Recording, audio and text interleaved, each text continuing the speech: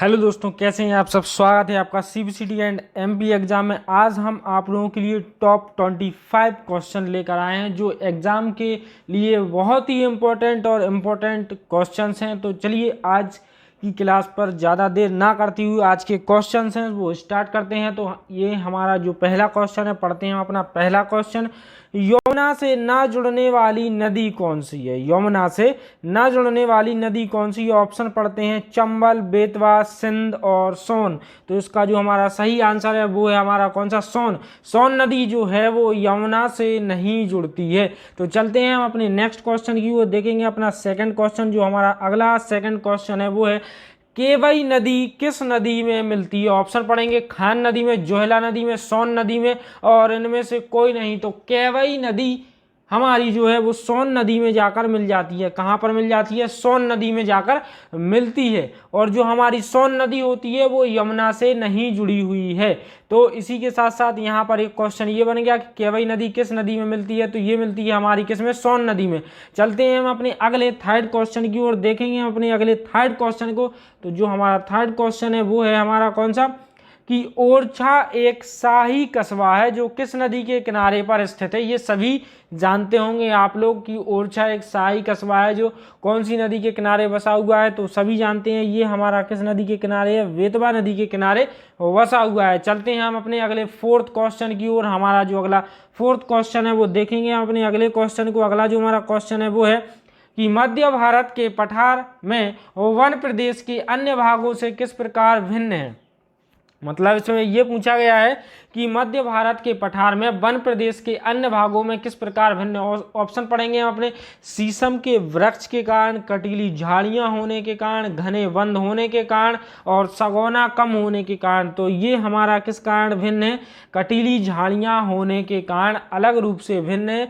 मध्य भारत का जो पठार है वो अन्य वन प्रदेशों से कटीली झाड़ियां होने के कारण अलग है। तो चलते हैं अपने अगले फिफ्थ क्वेश्चन की ओर। अगला जो हमारा पांचवा क्वेश्चन है वो है, किसानों की समस्या से संबंधित देश का पहला किसान कॉल सेंटर प्रदेश के किस स्थान पर खोला गया था? यह भी बहुत अच्छा क्वेश्चन है कि किसानों की समस्या से संबंधित देश का पहला किसान कॉल सेंटर किस प्रदेश और प्रदेश के किस स्थान पर खोला गया था? ऑप्शन पढ़ेंगे, इंदौर, भोपाल, ग्वालियर, जबलपुर। तो इसका जो हमारा सही आंसर है वो है कौन सा? हमारा भोपाल। तो ये खोला गया था कहाँ पर? भोपाल में। चलते हैं हम अपने अगले नेक्स्ट क्वेश्चन की ओर। अगला जो हमारा नेक्स्ट क्वेश्चन है वो है, कोयले के भंडारण की दृष्टि से किस क्षेत्र का प्रथम स्थान है? कोयले के भंडारण की दृष्टि से किस क्षेत्र का प्रथम स्थान है? तो ऑप्शन पढ़ेंगे, विंध्य प्रदेश क्षेत्र, सतपुड़ा प्रदेश क्षेत्र, कहना घाटी क्षेत्र, वा और सा दोनों। तो इसका जो हमारा आंसर है वो है कौन सा? विंध्य प्रदेश क्षेत्र। कोयले के भंडारण की दृष्टि से जो विंध्य प्रदेश क्षेत्र का प्रथम स्थान है, किसका है? विंध्य प्रदेश क्षेत्र का। कोयले के भंडारण की दृष्टि में विंध्य प्रदेश क्षेत्र का प्रथम स्थान है। चलते हैं अगले सातवें क्वेश्चन की ओर, देखेंगे हम अपना सातवां क्वेश्चन क्या दिया गया है। जो हमारा सातवां क्वेश्चन है वो है, सीमेंट के उत्पादन में मध्य भारत का भारत में कौन सा स्थान है? पहला, दूसरा, तीसरा और चौथा। सीमेंट के उत्पादन में मध्य प्रदेश का भारत में कौन सा स्थान है? तो भारत में मध्य प्रदेश का चौथा स्थान है।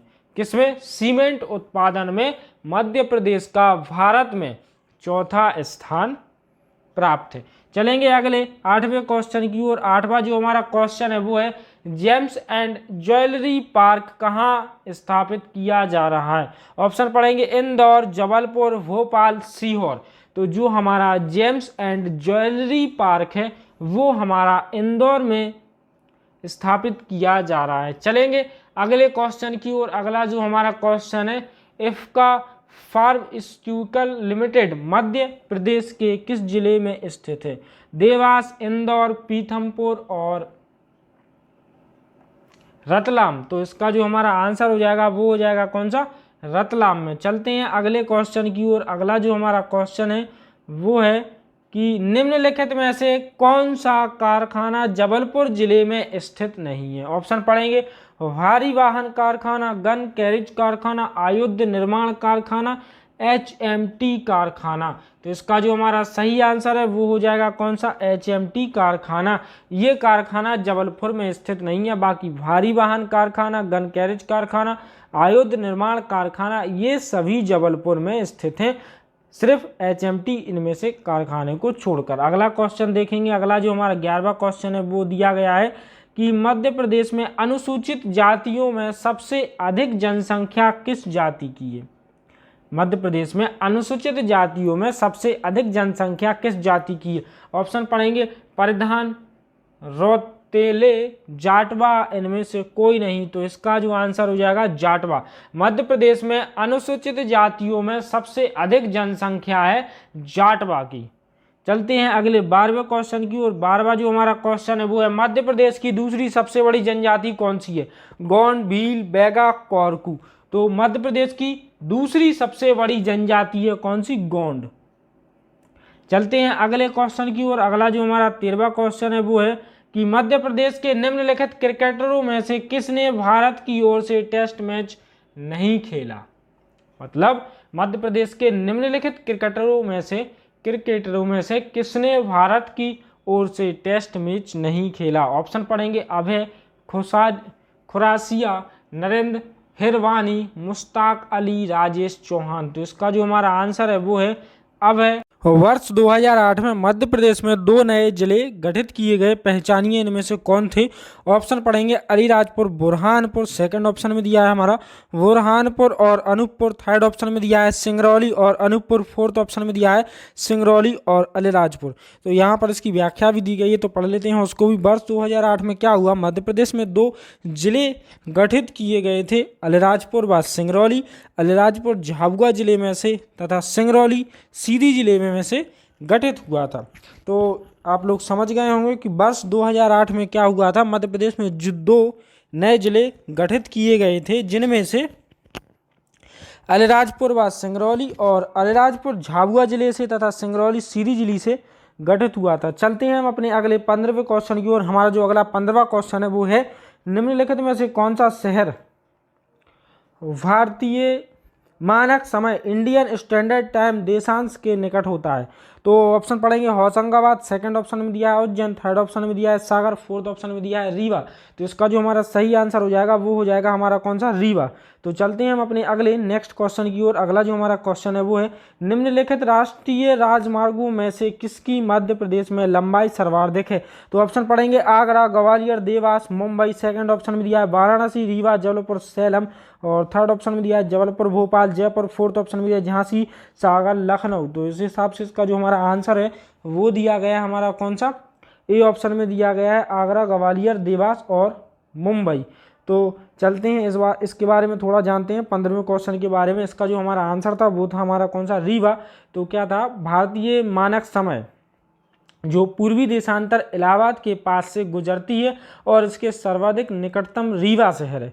तो चलते हैं अगले क्वेश्चन की ओर। अगले क्वेश्चन के बारे में भी थोड़ा जानते हैं। इसका जो हमारा आंसर था वो था हमारा आगरा, ग्वालियर, देवास और मुंबई। तो इसमें ये पूछा गया था कि राष्ट्रीय राजमार्गों में से किसकी मध्य प्रदेश में लंबाई सबसे अधिक है। तो मध्य प्रदेश में सर्वाधिक लंबाई वाला राजमार्ग NH3 है, जो आगरा से मुंबई तक है और मध्य प्रदेश में इसकी कुल लंबाई 711 किलोमीटर है। चलते हैं अगले नेक्स्ट क्वेश्चन की ओर। ये नोट करिएगा आप लोग कि मध्य प्रदेश में सर्वाधिक लंबाई वाला राजमार्ग NH3 है, जो आगरा से मुंबई तक है और मध्य प्रदेश में इसकी कुल लंबाई 711 किलोमीटर है। चलते हैं अगले 17वें क्वेश्चन की ओर। जो हमारा अगला 17वां क्वेश्चन है वो दिया गया है कौन सा, कि सिंधी, कौन सा दिया गया देखते हैं पहले हम अपने अगले क्वेश्चन को। अगला जो हमारा क्वेश्चन दिया गया है, सिंधी और झाबुआ में सूर्य देव के समय पर विचार कीजिए एवं सही विकल्प चुनिए। मतलब सीधी और झाबुआ में सूर्य देव के समय पर विचार कीजिए और सही विकल्प का चुनाव कीजिए कि सीधी में सूर्योदय 1 घंटे पहले होगा, झाबुआ में सूर्योदय 1 घंटे पहले होगा, सीधी में सूर्योदय आधा घंटे पहले होगा और झाबुआ में सूर्योदय आधे घंटे पहले होगा। तो इसका जो हमारा आंसर हो जाएगा वो हो जाएगा कि सीधी में सूर्य उदय आधे घंटे पहले होगा। इसके बारे में जानते हैं, जैसे कि आप लोग सभी लोग आप लोग जानते हैं कि जो हमारा सूर्य उदय होता है वो पूरब से उदय होता है और सीधी की जो स्थिति है वो पूरब की ओर है, तो और झाबुआ की जो स्थिति है वो पश्चिम की ओर है। तो सबसे पहले क्या होगा, सूर्य तेज हवा की तुलना में आधा घंटा पहले होगा। चलते हैं अगले नेक्स्ट क्वेश्चन की ओर। अगला जो हमारा क्वेश्चन है, असत्य जोड़ी इनमें से कौन सी दी गई है। तो देखेंगे छिंदवाड़ा, भारिया, मंडला, गौड़, झाबुआ, भील, शिवपुरी और कौल। तो इसका जो हमारा आंसर है वो कौन सा है, शिवपुरी और कौल। मध्य प्रदेश के शिवपुरी जिले में सहरिया जनजाति निवास करती है, ना कि कौल जनजाति। ठीक है, ये जनजातियों से संबंधित जोड़ियां थी। तो शिवपुरी में कौन सी जनजाति निवास करती है, सहरिया जनजाति निवास करती है। चलते हैं अगले नेक्स्ट क्वेश्चन की ओर। संस्कृत विश्वविद्यालय की स्थापना की गई ग्वालियर, उज्जैन, रीवा और जबलपुर। तो इसका जो हमारा सही आंसर है वो है हमारा कौन सा, उज्जैन। चलते हैं हम अपने अगले नेक्स्ट क्वेश्चन की ओर। नेक्स्ट क्वेश्चन देखेंगे, मध्य प्रदेश के उज्जैन में क्या हुआ, संस्कृत विद्यालय की स्थापना की गई जिसका नाम महर्षि पाणिनि विश्वविद्यालय रखा गया। संस्कृत विश्वविद्यालय की स्थापना कहाँ हुई थी, वो हुई थी कहाँ पर, उज्जैन में, और इसका नाम महर्षि पाणिनि विश्वविद्यालय रखा गया। अगला क्वेश्चन देखेंगे। अगला क्वेश्चन दिया गया हमारे लिए, निम्नलिखित में से कौन सा विश्व धरोहर स्थल नहीं है। ऑप्शन पढ़ेंगे, खजुराहो के मंदिर, भीमबेटका की गुफाएं, सांची के स्तूप और मांडू के महल। तो जो मांडू के महल है वो कोई विश्व धरोहर नहीं है, में शामिल नहीं है। चलते हैं हम अपने अगले नेक्स्ट क्वेश्चन की ओर। अगला जो हमारा 21 क्वेश्चन है वो क्या है, देखेंगे हम अपने अगले क्वेश्चन को। अगला जो हमारा क्वेश्चन है वो है, निम्न में से कौन सी नदी यमुना नदी में नहीं मिलती है। वेतवा नदी, चंबल नदी, सोन नदी और केन नदी। तो इसका जो हमारा सही आंसर है वो है हमारा कौन सा, सोन नदी। सोन नदी अमरकंटक से निकलती है और ये पटना के पास गंगा में मिलती है। कहाँ से निकलती है, अमरकंटक से निकलती है और ये कहाँ पर, पटना के पास गंगा में मिल जाती है। चलते हैं अगले क्वेश्चन की ओर। अगला क्वेश्चन पढ़ते हैं। अगला जो हमारा क्वेश्चन है वो है, निम्न में से कौन सा बांध नर्मदा नदी पर नहीं है। ऑप्शन पढ़ेंगे, वर्गी, ओमकारेश्वर, इंदिरा सागर और बाण सागर। तो इसका जो हमारा आंसर है वो है कौन सा, बाण सागर। इन जो बांध है वो नर्मदा नदी पर नहीं है, तो बाण सागर है। बाण सागर बांध कहाँ पर है, सोन नदी पर बनाया गया है, जबकि बाकी ये सभी बांध दिए हैं वो नर्मदा नदी पर स्थित हैं।